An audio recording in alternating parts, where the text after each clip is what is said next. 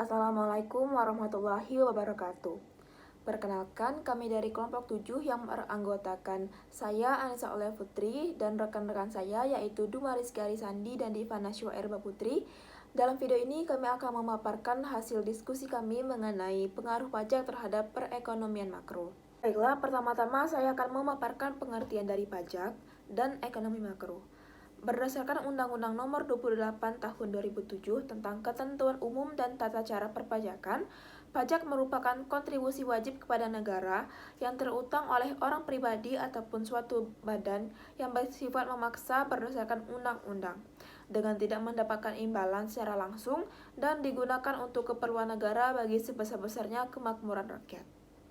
Tanpa pajak, sebagian besar kegiatan negara sulit untuk dapat dilaksanakan. Penggunaan uang pajak meliputi mulai dari belanja pegawai sampai dengan pembiayaan berbagai proyek pembangunan.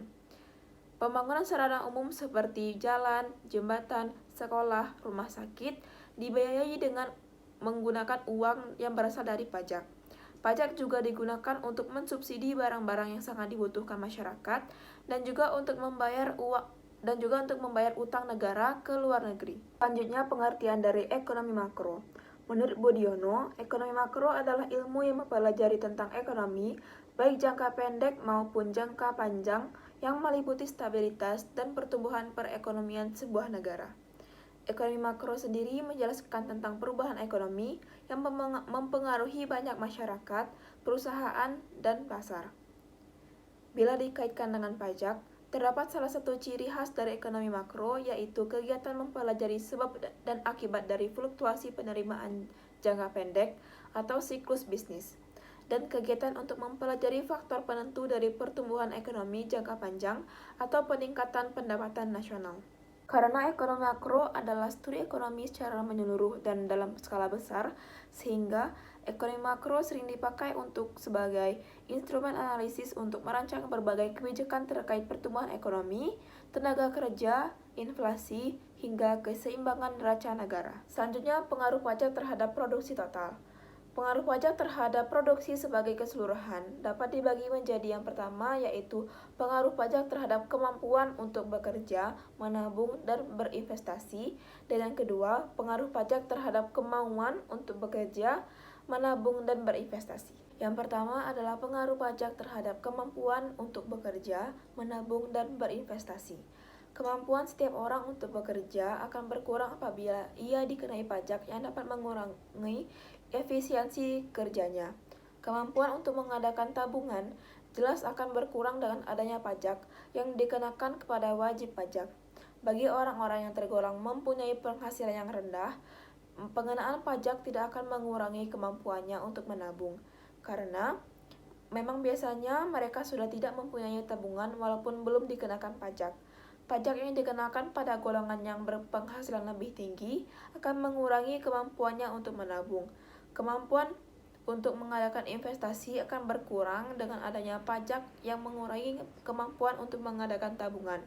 Karena tabungan adalah sumber dana untuk investasi, maka kemampuan untuk mengadakan investasi akan berkurang bila kemampuan untuk menabung berkurang dengan adanya pajak. Yang kedua, pengaruh pajak terhadap kemauan untuk bekerja, menabung, dan berinvestasi. Pada umumnya, pajak dianggap mempunyai pengaruh yang bersifat disinsentif, yang artinya ialah mengurangi keinginan untuk bekerja, menabung, dan melakukan investasi dari wajib pajak. Dengan tidak membayar pajak, para wajib pajak yang semula membayar pajak merasa bahwa penghasilannya yang siap untuk dikonsumsikan menjadi bertambah besar. Hal ini menyebabkan orang cenderung untuk kurang giat bekerja, tetapi bagi mereka yang masih berada pada golongan penghasilan yang relatif rendah, dengan tidak adanya pajak yang dikenakan atas mereka, menyebabkan mereka cenderung menambah tabungannya. Maka investasi kemungkinan juga akan bertambah. Bagi sebagian besar orang, pajak bukanlah menimbulkan suatu disinsentif untuk bekerja, melainkan justru sebaliknya, yaitu menimbulkan suatu insentif untuk bekerja karena menyebabkan mereka lebih giat daripada kalau tidak ada ataupun sebelum adanya pajak. Hubungan antara pajak dengan kemauan untuk bekerja, menabung, dan berinvestasi. Yang pertama yaitu semua jenis pajak. Bagi sebagian besar orang, pajak bukan menimbulkan suatu disinsentif untuk bekerja, melainkan justru sebaliknya, dapat menimbulkan suatu insentif untuk bekerja sehingga menyebabkan mereka lebih giat bekerja daripada tidak ada pajak. Selanjutnya, pajak dapat menimbulkan suatu disinsentif baik untuk mengadakan tabungan maupun untuk mengadakan investasi. Yang kedua, yaitu pajak-pajak khusus. Reaksi seseorang terhadap pengenaan pajak ditentukan oleh elastisitas permintaan terhadap pendapatan, dalam arti usaha atau pengorbanan yang dijalankan untuk memperoleh pendapatan tersebut. Ini dapat pula dinyatakan sebagai perbandingan antara persentase perubahan pendapatan sebagai akibat dari persentase perubahan usaha. Yang ketiga, yaitu pajak netral. Ada beberapa macam pajak yang sifatnya netral. Artinya, dengan adanya pajak tersebut tidak memberikan pengaruh apa-apa terhadap keinginan pajak untuk bekerja maupun menabung. Sebagai misal, untuk pajak yang netral itu adalah pajak terhadap keuntungan yang tidak diharapkan atau windfall profit. Dengan sendirinya, wajib pajak juga tidak mempunyai harapan untuk dikenai pajak sebelum adanya keuntungan tersebut. Oleh karena itu, hal ini juga tidak akan mempengaruhi semangat untuk bekerja maupun untuk menabung, karena pajak yang mempunyai pengaruh terhadap keinginan untuk bekerja maupun menabung ialah pajak yang sifatnya dikenakan terus-menerus. Yang keempat, yaitu kemauan kerja meningkat.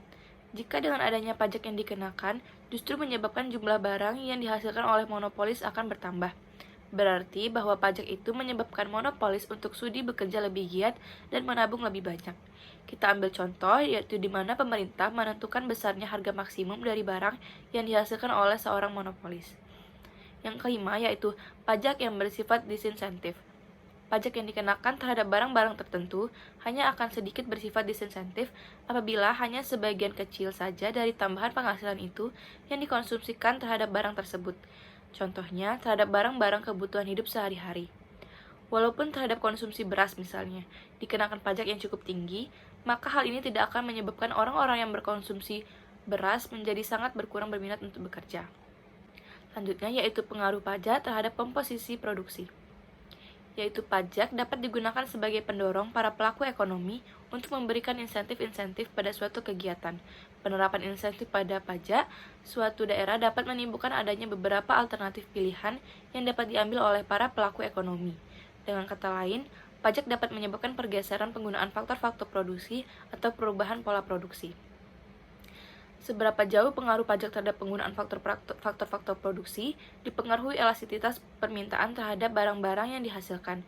Barang-barang yang tingkat peminatannya inelastis sempurna tidak akan terpengaruh dengan adanya pengenaan pajak. Konsumen akan membayar seluruh beban pajak yang ditambahkan pada harga barang. Sebaliknya, jika elastisitas permintaan yang barang tersebut adalah sempurna, maka perusahaan tidak dapat mengalihkan beban pajaknya pada harga barang, sehingga disarankan untuk barang-barang yang memiliki elastisitas tinggi dikenakan pajak yang lebih ringan. Selanjutnya, yaitu pengaruh pajak terhadap distribusi pendapatan. Pembangunan suatu negara bertujuan untuk meningkatkan pendapatan per kapita nasional, penciptaan lapangan kerja, distribusi pendapatan yang merata, dan keseimbangan dalam neraca pembayaran internasional. Semakin tinggi pendapatan seseorang, maka semakin tinggi pula persentase pendapatan yang ditabung. Dari kelompok-kelompok kaya inilah diharapkan sejumlah dana tabungan yang didapatkan digunakan untuk investasi. Menurut pengertian ini, pendapatan nasional yang dikenai pajak akan banyak mempengaruhi turunnya jumlah tabungan masyarakat, bukan pada porsi pendapatan yang dikonsumsikan atau diasumsikan tetap, tetapi pada kenyataan keadaan di negara-negara berkembang termasuk Indonesia, pola konsumsinya masih cenderung lebih tinggi daripada pola konsumsi masyarakat di negara-negara maju, sehingga sulit untuk mendapatkan dana tabungan dari masyarakat. Baiklah, di sini selanjutnya saya akan menjelaskan tentang pengaruh pajak terhadap keinginan untuk bekerja. Jika pajak progresif dikenakan pada pendapatan kerja, maka tenaga kerja tersebut akan berkurang keinginannya untuk bekerja, karena apabila penghasilannya bertambah, maka sebagian besar hanya akan dipungut oleh pemerintah saja. Jadi, pajak progresif akan mengurangi insentif kerja. Pajak regresif merupakan pajak dengan perkembangan yang kurang sebanding dengan perkembangan taxable capacity. Dengan bertambahnya taxable capacity, presentasi pajak yang harus dibayar menjadi semakin kecil, atau average tax rate menurun pada setiap peningkatan tax base. Pajak regresif akan menambah insentif kerja karena dengan semakin tingginya penghasilan yang diperoleh, maka pajak yang harus dibayarnya semakin rendah presentasinya. Para pekerja akan lebih giat agar memperoleh penghasilan yang lebih besar, dan dengan demikian pajak yang harus dibayarnya menjadi semakin kecil presentasinya. Akibat yang timbul dari pajak penghasilan dapat dilihat sebagai berikut. Yang pertama yaitu pemilihan lapangan kerja. Pajak penghasilan dapat mempengaruhi alokasi sumber daya dengan mengubah penawaran tenaga kerja relatif terhadap perbedaan pendapatannya. Dan yang kedua yaitu tabungan. Tingkat hasil yang diharapkan atau rate of return dari tabungan merupakan bagian dari pendapatan dan oleh karenanya dikenakan pajak.